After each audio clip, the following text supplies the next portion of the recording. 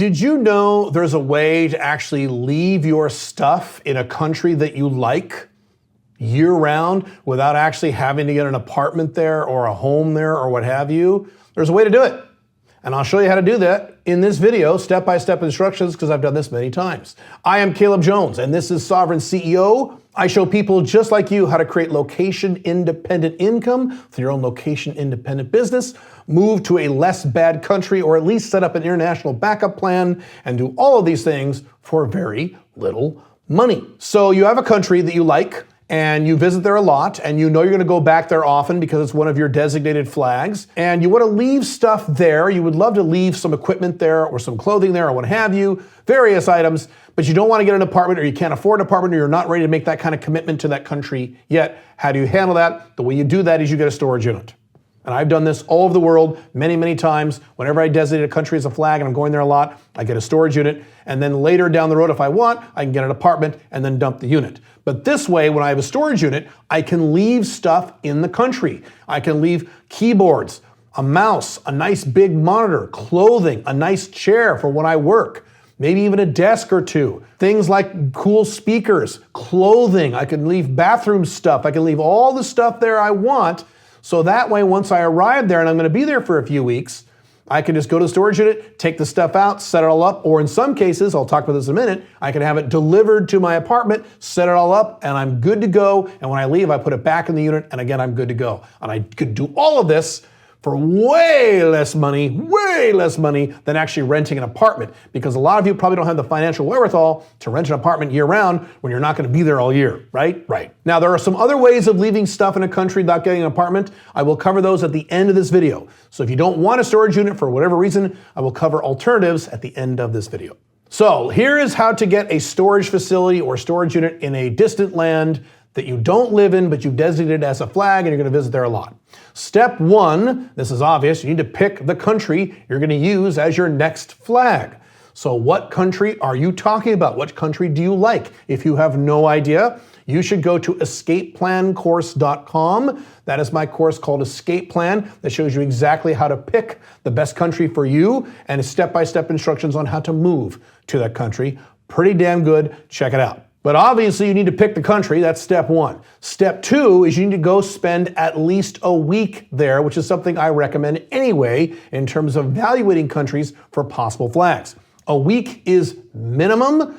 You should stay there 2 weeks or 3 weeks or 4 weeks, as long as you can afford to stay there based on your lifestyle, based on your income, and based on your logistics. Hopefully you have location-independent income, and if you don't, you should go to my website, calebjones.com, or check out the other videos here at this channel so you can start developing location-independent business so you can go there for as long as you want.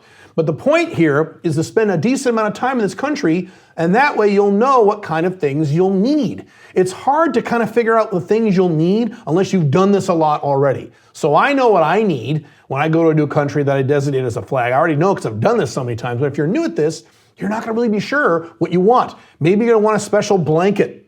Maybe you want a special pillow. Maybe you want a special monitor. Maybe you want a bunch of things that I'm not even thinking about. The stuff that I don't even care about. Great. As you spend time throughout that week, 2 weeks, 3 weeks, start making a list of stuff that you want to purchase in that country and keep in that country for future visits. Step three is you need to locate a storage facility in this country.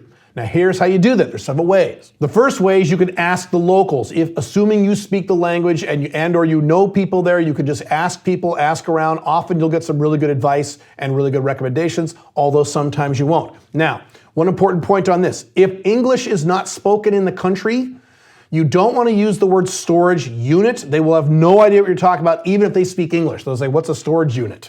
That doesn't make sense. So instead what you want to talk about is maybe say things like storage locker. And they'll say, oh, storage locker, of course. But then you say, okay, I don't want a locker literally. I want something that has a bigger room. Or you could use a storage locker, provided it's big enough, depending on what you're storing there. So that's another option. Instead of having a whole storage unit, a 6x8 room or a 10x10 room, whatever it is you want, you could just get a storage locker, perfectly fine. But start the conversation with a storage locker and then go from there. Another option, one I've used several times, is Google Maps. Literally Google Maps, even in countries that don't speak English. You can type in storage units or storage facility or storage lockers. You'll get a lot of good leads there.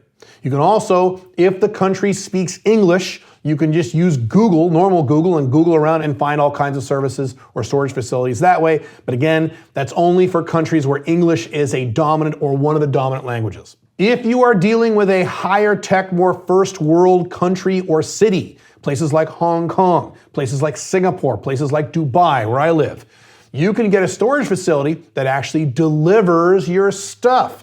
It's awesome. Let me explain how this works. It costs a little more money. So if you're on a tight budget, maybe you don't want to do this. But if you have more money than time, this is awesome. The way this works is the guy comes to your house, they bring the boxes, they bring everything, you point out what you want to put in the storage unit, they pack it up, they do it all themselves right there in your apartment or hotel room or whatever you're using, Airbnb, they pack it all up and they take it away. And they put it in their storage facility, and then whenever you come back, you just hit them up on the phone the next day or the day of, and they deliver it out to you, and they bring it right to your Airbnb or hotel room or apartment or what have you, and they unload it for you, good to go. Or they give you the boxes, depends on the service. I've done this in several different countries, including Dubai. It's awesome. Boy, does it save a lot of time. Now, if you're looking at more second world, third world, emerging market countries, that's not gonna be an option. You're gonna have to figure out how to get the stuff from the storage unit back to your place. Often what you can do is use an Uber, using a van or an SUV, or you can rent a truck. Depends how much stuff you have, or you can just do it yourself. It really depends on what you have and various other logistics. By the way, there's something you should do. You should subscribe to this channel, click the dumb notification bell, like this video, and leave a comment on this video. It doesn't really matter what you say.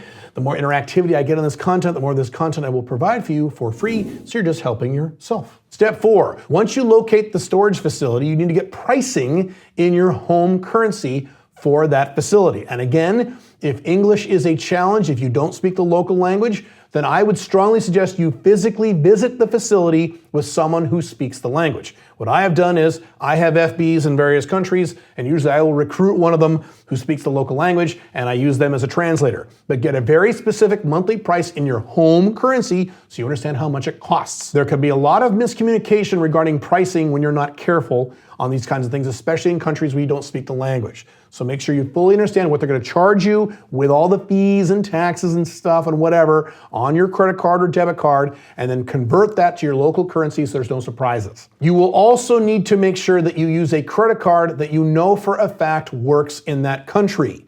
I have many credit cards and many debit cards from many banks. Some of them work internationally, some of them don't. Some kind of work, some kind of don't. So you need a credit card you know for a fact works reliably in that country. You've used it several times in several different locations, online and offline in that country, and you know for a fact it works, and that's the card you're going to use for the automatic billing for the storage unit or storage facility or storage locker. Step number 5 is to go ahead and buy everything you need. Make a list of everything you need. I've done this many times myself, and it's kind of a fun adventure. Take a weekend or two and run around the city and find everything you need and gather it all up, put it in your place, set it up the way you like, and then when you're getting ready to leave the country, you go ahead and send it all to the storage unit. Either you transport it there yourself or you have one of those delivery services. Some examples of things you might want to put in the storage unit. Here's my example. I use a very big monitor every time I work because it's more productive to work with 2 monitors, so I'll always have a big monitor, as big as I can get in that country. So for first world countries, you can get gigantic monitors. For more emerging market countries, you might get a smaller monitor, but I always want a monitor, I always want a mouse, I always want a keyboard. I like the ergonomic keyboards that spread out, and I plug my laptop into those. I usually also will need something to put my laptop on to raise my laptop to eye level. I do a lot of ergonomic time management type stuff when I work, so I have all those things. Sometimes, I mentioned blanket earlier, sometimes I like to have really thick blankets on me depending on the climate of that country, so I might get a really thick, cool blanket to lay on top so I sleep better with a cool blanket or big blanket, things like that. What else? Things like you could put food. You can put like canned food, canned tuna, canned beans, things like that. You can actually put that in the storage unit as long as you know you're going to be there within a reasonable period of time. Don't put anything perishable in the storage unit, obviously. Various electronics you might want, cameras, things like that, speakers, things like that. Like I mentioned, I actually will have an office chair. I will get as nice of an office chair as I can get in that country, again, for my ergonomic work. I'll put that in there. For countries that are hotter, you might want a big fan for things like nighttime or while you work. For countries that are more cool or cold, you can get a big jacket, get a big coat, and that way you don't have to fly with a big coat or pack a big coat. You can just have your big coat ready to go when you arrive. Whatever you need to make you more efficient and more comfortable in this new place. Get those things. And the beauty of this is if you get an apartment down the road, you'll have stuff you already need to just move it into your new apartment. Kind of cool. You could really go crazy and even get furniture if you wanted to. That's perfectly fine. Whatever floats your boat, whatever you want, put it in the storage unit, get that stuff. And then last step number 6 is you store it. Now, if you're using a delivery service, they will pick it up for you and pack it for you. Wonderful. If you're not doing that, you can just bring it there yourself using an Uber or a taxi van or something like that. If you actually have big items like a desk and chair and furnitures, you're probably going to need to rent a truck, so you'll need help doing that.